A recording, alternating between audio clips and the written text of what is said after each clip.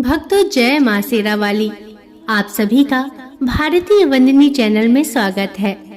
आज हम सभी मनोकामनाओं को पूरा करने वाली श्री दुर्गा सप्तशती के 10वें अध्याय का पाठ करने जा रहे हैं और साथ ही विनियोग और ध्यान का भी श्रवण करेंगे। तो चलिए माता रानी के दर्शन करते हुए इस पवित्र पाठ का श्रवण करते हैं। मैं मस्तक पर अर्धचंद्र धारण करने वाली शिव शक्ति स्वरूपा भगवती कामेश्वरी का हृदय में चिंतन करती हूँ।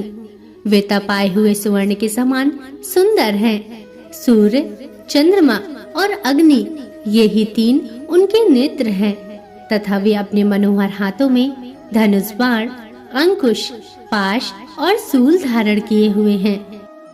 ऋषि ने कहा, हे राजन, अपने प्राणों के समान प्यारे भाई निशुंभ को मारा गया देख तथा सारी सेना का संहार होता जान शुंभ बहुत ही क्रोध में भर गया और कुपित होकर बोला, हे दुष्ट दुर्गे, तू बल के अभिमान में आकर झूठ मूठ का घमंड न दिखा। तू बड़ी माननीय बनी हुई है, किंतु तू दूसरी स्त्रियों के बल का सहारा लेकर लड़ती है। तब देवी बोली, अरे ओ दुष्ट, मैं अकेली ही हूँ। इस संसार में मेरे सिवा दूसरा कौन है? देख, ये मेरी ही विभूतियाँ हैं, अतः मुझ में ही प्रवेश कर रही हैं। तदंतर ब्रह्माणी आदि समस्त देवियाँ अंबिका देवी के शरीर में लीन हो गई। उस समय केवल अंबिका देवी ही रह गई। देवी बोली, मैं अपनी ऐश्वर्य शक्ति से अनेक रूपों में यहाँ उपस्थित हुई थी। उन सब रूपों को मैंने समेट लिया है। अब अकेली ही युद्ध में खड़ी हूँ। तुम भी स्थिर हो जाओ। ऋषि कहते हैं, तदंतर देवी और शुंभ दोनों में सब देवताओं तथा दानवों के देखते देखते भयंकर युद्ध छिड़ गया। बाणों की वर्षा तथा तीखे शस्त्रों एवं दारुण अस्त्रों के प्रहार के कारण उन दोनों का युद्ध सब लोगों के लिए बड़ा भयानक प्रतीत हुआ। उस समय अंबिका देवी ने जो सैकड़ों दिव्य अस्त्र छोड़े, उन्हें दैत्यराज शुंभ ने उनके निवारक अस्त्रों द्वारा काट डाला। इसी प्रकार शुंभ ने भी जो अस्त्र चलाए, उन्हें परमेश्वरी ने भयंकर हुंकार शब्द के उच्चारण आदि द्वारा खिलवाड़ में ही नष्ट कर डाला। तब उस असुर ने सैकड़ों बाणों से देवी को आच्छादित कर दिया। यह देख क्रोध में भरी हुई उन देवी ने भी बाण मारकर धनुष काट डाला। धनुष कट जाने पर फिर दैत्यराज ने शक्ति हाथ में ली, किंतु देवी ने चक्र से उसके हाथ की शक्ति को भी गिराया। तत्पश्चात दैत्यों के स्वामी शुंभ ने 100 चांद वाली चमकती हुई ढाल और तलवार हाथ में ले उस समय देवी पर धावा किया।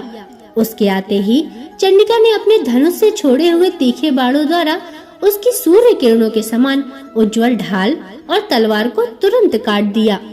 फिर उस दैत्य के घोड़े और सारथी मारे गए। धनुष तो पहले ही कट चुका था।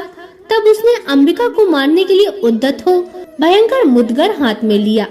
उसे आते देख देवी ने अपने तीक्ष्ण बाणों से उसका मुद्गर भी काट डाला। तिस पर भी वह असुर मुक्का तान कर बड़े वेग से देवी की ओर झपटा। उस दैत्यराज ने देवी की छाती में मुक्का मारा। तब उन देवी ने भी उसकी छाती में एक चाटा जड़ दिया। देवी का थप्पड़ खाकर दैत्यराज शुंभ पृथ्वी पर गिर पड़ा, किंतु पुनः सहसा पूर्ववत उठ खड़ा हुआ। फिर वह उछला और देवी को ऊपर ले जाकर आकाश में खड़ा हो गया। तब चंडिका आकाश में भी बिना किसी आधार के ही शुंभ के साथ युद्ध करने लगी। उस समय दैत्य और चंडिका आकाश में एक दूसरे से लड़ने लगे। उनका वह युद्ध पहले सिद्ध और मुनियों के विस्मय में डालने वाला हुआ। फिर अंबिका ने शुंभ के साथ बहुत देर तक युद्ध करने के पश्चात उसे उठाकर घुमाया और पृथ्वी पर पटक दिया। पटके जाने पर पृथ्वी पर आने के बाद वह दुष्टात्मा दैत्य पुनः चंडिका का वध करने के लिए उनकी ओर बड़े वेग से दौड़ा। तब समस्त दैत्यों के राजा शुंभ को अपनी ओर आते देख देवी ने त्रिशूल से उसकी छाती छेदकर उसे पृथ्वी पर गिरा दिया।